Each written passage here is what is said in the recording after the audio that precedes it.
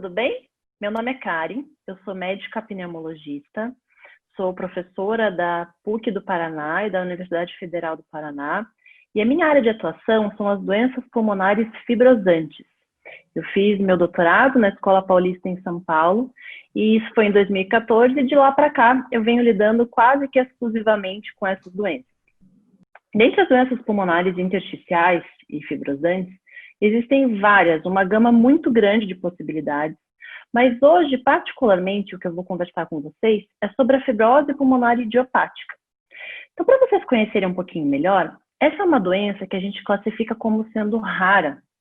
Ela é uma doença que tem algumas características genéticas, e aqui eu gosto muito desse slide, que parece um pouco complicado de ver, mas ele mostra bem um alvéolo pulmonar, e um pouquinho mais para frente eu vou explicar para vocês o que é o alvéolo, mas ele é a parte do pulmão que faz a troca gasosa. É ele que vai aerar o sangue.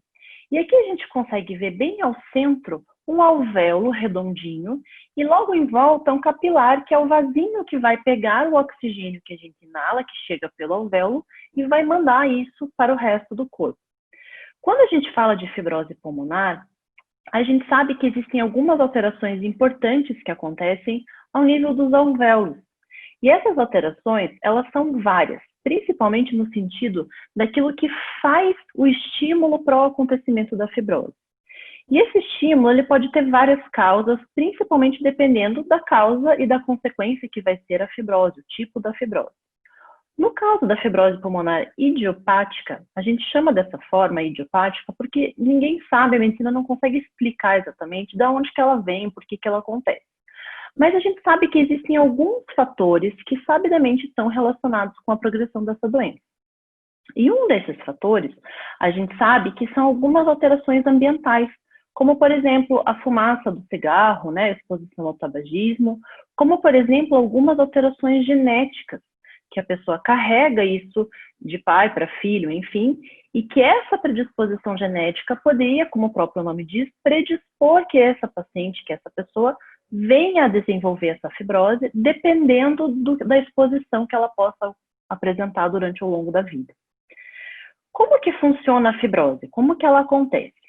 Em geral, essa é uma doença de pacientes mais idosos. E se vocês perceberem, eu falei que é uma doença genética, né? Mas sim, ela pode acontecer numa faixa etária maior, de pacientes acima de 55 anos, e esse é o grande grupo de pacientes comprometidos por essa doença.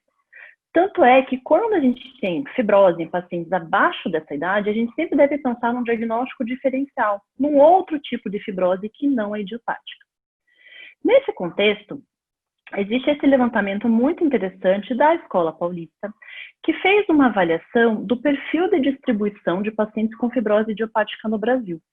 E a gente consegue ver aqui nesse gráfico em vermelho, nessas barrinhas, é a distribuição por idade do paciente. Sendo que no canto esquerdo, a gente tem os pacientes ali com 49 anos, e à medida que a gente vai evoluindo para o centro dessas barras vermelhas, a gente vê que existe o pico de comprometimento de idade, que seria entre os 60 e 70 anos, e depois ela vai baixando ali no canto mais direito dessas barras vermelhas, que seria a idade de 85 anos. Então, quando a gente consegue ver de forma bem nítida nesse gráfico de barras, a gente vê que o perfil mais importante de pacientes em termos de idade é entre ali 60 e 80 anos. Nesses gráficos redondos ali ao lado, a gente consegue ver que, além da idade, um outro fator bastante importante para o aparecimento da fibrose é o sexo masculino, que está em verde. A gente vê que existe um predomínio dos homens em relação às mulheres no desenvolvimento dessa doença. E logo ao lado, a gente vê que, além da idade, existe o tabagismo, né? Então, mais pacientes que tiveram contato com o tabagismo, com o tabaco, vão ter uma tendência maior a desenvolver essa doença. Mas é muito importante salientar que, apesar desses fatores, do sexo e do tabagismo, eles não são exclusivos desses pacientes. Ou seja, eu posso ter um paciente do sexo feminino, por exemplo, que nunca fumou, também com fibrose idiopática. O que simplesmente deve chamar mais atenção é no quesito da idade. A gente não vai encontrar, muitíssimo raramente vai encontrar, pacientes com fibrose pulmonar idiopática abaixo dos 49 anos, em especial dos 55 anos. E quais são os sintomas mais característicos que a gente vê em termos de sintoma? Como é que a pessoa pode imaginar que ela tem a fibrose pulmonar idiopática? Então, vejam, a tosse é o sintoma mais prevalente desses pacientes. A gente vê que a tosse, em geral, tem uma característica mais seca. O paciente reclama que essa tosse ela é persistente, então não é uma tosse de uma semana, é uma tosse que persiste. O paciente faz meses, anos, às vezes, até tossindo. E muitas vezes quem mais reclama desses sintomas são os familiares que convivem junto com a pessoa, porque é uma tosse extremamente irritativa, frequente e, em geral, como eu falei, seca. Então, esse é um sintoma que chama bastante atenção. O outro sintoma que chama bastante atenção é a falta de ar ou dispneia, como a gente chama na linguagem médica, né? Essa figura mostra aqui um paciente com uma dificuldade para caminhar num aclive, numa escada, numa ladeira. A gente sabe que essa falta de ar ela é muito mais proeminente no início, para os esforços mais extenuantes, né? Para subir uma ladeira, para subir uma escada, para fazer algum tipo de atividade física. Então, o paciente percebe que essas atividades passam a ser muito difíceis. E muitas vezes eles até atribuem ao fato da idade. E vejam, falta de ar não é igual a 80 anos, não é igual a falta de ar. Não é normal que um paciente com 80 anos tenha falta de ar. Ele pode ter um descondicionamento físico, mas falta de ar não é atribuível à idade. A gente sempre tem que pesquisar causas diversas. E uma delas deve obrigatoriamente nessa faixa etária ser a fibrose idiopática.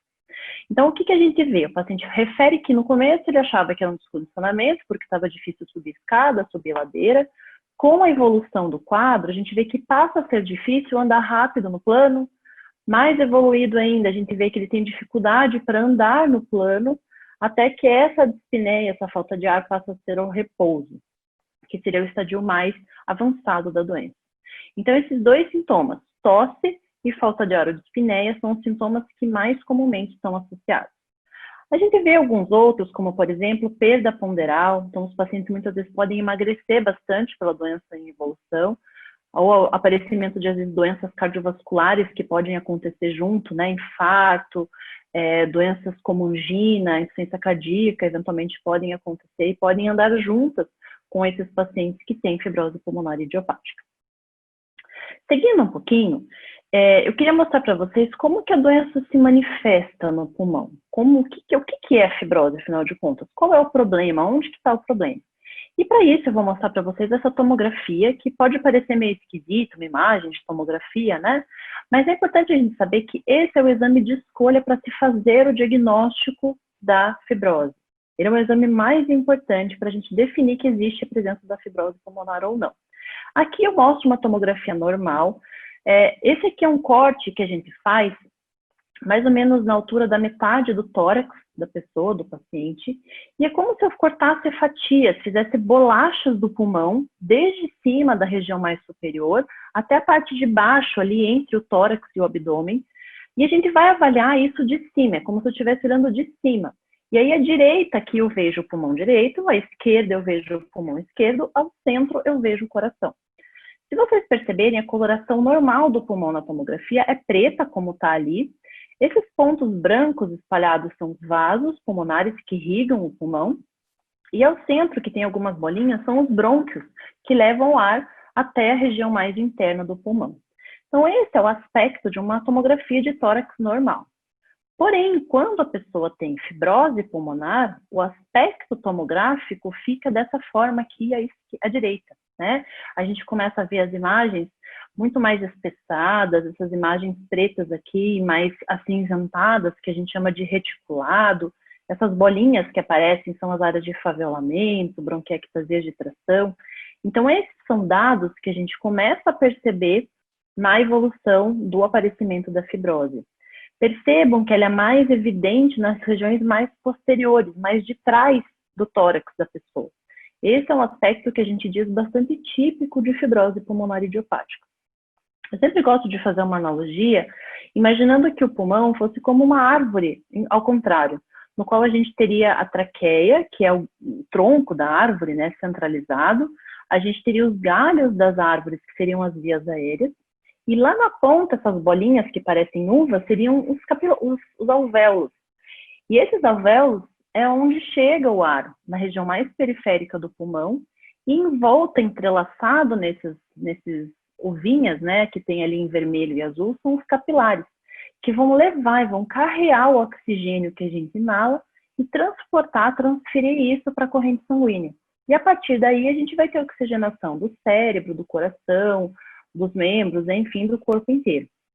Então, quando a gente tem fibrose, quando a gente tem uma alteração dessa região, é como se eu jogasse cimento nessas folhas da árvore, que seriam os alvéolos, né? E essas folhas, elas deixam de ser imóveis, elas ficam rígidas, ficam paradas, num quadro realmente fibrosado. Se a gente olhar mais de pertinho, lá bem naquela região que eu mostrei inicialmente, a gente vai ter ao centro em amarelo o alvéolo, que é onde chega o ar, então o ar seria esse amarelinho. A gente vai ter o capilar, que é onde tem essas hemácias, esses pontinhos vermelhos, que são as células sanguíneas que vão levar o sangue para a corrente sanguínea. Quando a gente tem fibrose, a gente tem um afastamento dessas duas estruturas. É como se essa estrutura azulada, que a gente chama de tecido conjuntivo, ela ficasse mais espessada. E a gente vai ter um afastamento da região do alvéolo em amarelo para a região dos vasos, onde tem essas áreas vermelhinhas. E esse distanciamento vai dificultar a transferência de oxigênio. E isso vai fazer, eventualmente, com que o paciente evolua com hipoxemia, que é a redução da quantidade de oxigênio que o paciente tem no sangue. E dessa forma, ele vai passar a necessitar do uso complementar de oxigênio, que vai ajudar ele, de forma adicional, a trazer o oxigênio que o coração, que o cérebro e o próprio pulmão precisam para sua manutenção. Então, a gente vê que em estados mais avançados da doença, o paciente passa a ser usuário e passa a necessitar do oxigênio continuamente. Então, o que a gente pode ver é que essa é uma doença que é extremamente agressiva, ela tem um rápido tempo de evolução. A gente vê pelos estudos que elas podem evoluir de forma rápida, em torno de 2 a 3 anos, e o paciente chegar ao nível de precisar de oxigenoterapia rapidamente nesse período, e que hoje a gente sabe que existe um tratamento que desacelera essa doença, e ele deve ser iniciado o mais precocemente possível.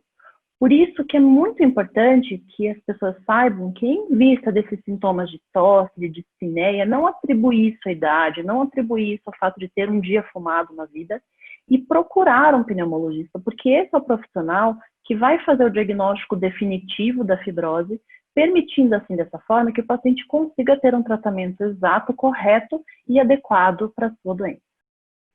Por hoje é só. Estaremos por aí sempre que precisarem e podem contar com a gente. Olá, tchau, tchau.